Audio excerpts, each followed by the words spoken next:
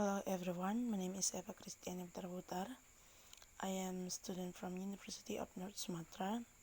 In this chance, I will explain about morphology in understanding general linguistics. Morphology, the study of internal structure of words and how they can be modified. Morpheme, the minimal linguistic unit which has a meaning and grammatical meaning. Kinds of morphemes divided into two. The first is pre-morpheme, morpheme that can be uttered along with meaning. And the second is bound morpheme, morpheme that can be uttered along with meaning or suffixes. Types of bound morpheme. There is derivational morphemes. The first is change of meaning or part of speech. Example, manage plus meant, become management. And the second is typically occur with only some members of a class of morphemes. Example, brother plus hood becomes brotherhood. And the last is typically indicate semantic relations within the word. Inflectional morphemes. First, don't change of meaning or part of speech. Example, play plus ing become playing. And the second is typically occur with all members of some large class of morphemes. The third is typically indicate syntactic or semantic relations between different words in a sentence. And the last is typically occur at the margins of words.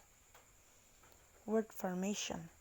Word formation is the branch of lexicology that studies a process of creating new words. Types of word formation. The first is compounding, a process of combining two or more words to make a new word. Example, home plus work becomes homework.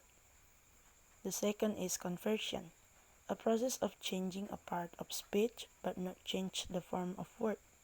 Noun verb as work to work, verb noun to paper as paper, adjective verb clean to clean. The third is clipping, a process of shortening a word by deleting one or more syllables. Example, hamburger becomes burger, gasoline as gas. The fourth is blending, a process of combining two words by joining or deleting parts of the words. Examples, wireless plus fidelity as Wi-Fi, breakfast plus lunch becomes brunch. And the fifth, verb formation, a process of removing affixes from a word. In this case, the word was morpheme in the past. The sixth is acronym, a process of making the initial letters of several words become a new word. Example, radar, as radio detection and ranging. The seventh is onomatopoeia, a word that imitates or suggests the sort of the sound that it describes. Example, beep, click, chim, bang, or gunshot. The eighth is eponyms, a process of using the name of person who has discovered a place or thing. Example, Cook Islands as James Cook. The ninth is root creation, a process of creating a new word by mentioning one of brand of thing become the new name of that thing. Example, Honda as motorcycle, Aqua as mineral water. The 10th is toponyms, a process of mentioning the name of place without explaining the type of the place. Example, Bromo, the name of the mountain in East Java. The 11th is affixation, a process of forming words by adding prefix and suffix. The 12th is reduplication, a process of forming new words by doubling an entire word, or total reduplication, or part of a word, as partial reduplication, but it is extremely rare. Example, hip-hop, zigzag, super-duper. The 13th is suppletion, a relationship between forms of a word wherein one form derives from the other word. Example, am as was, go as went.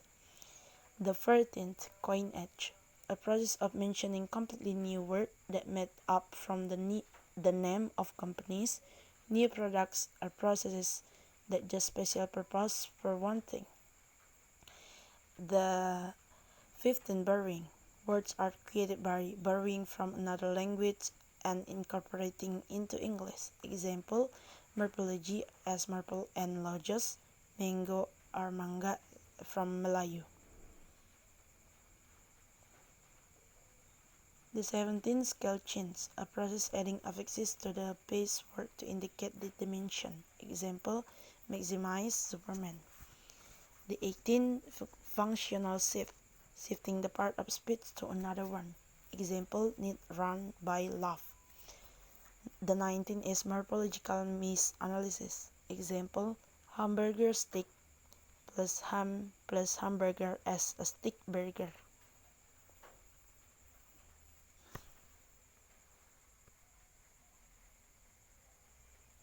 That's all from my presentation. Thank you and see you next time.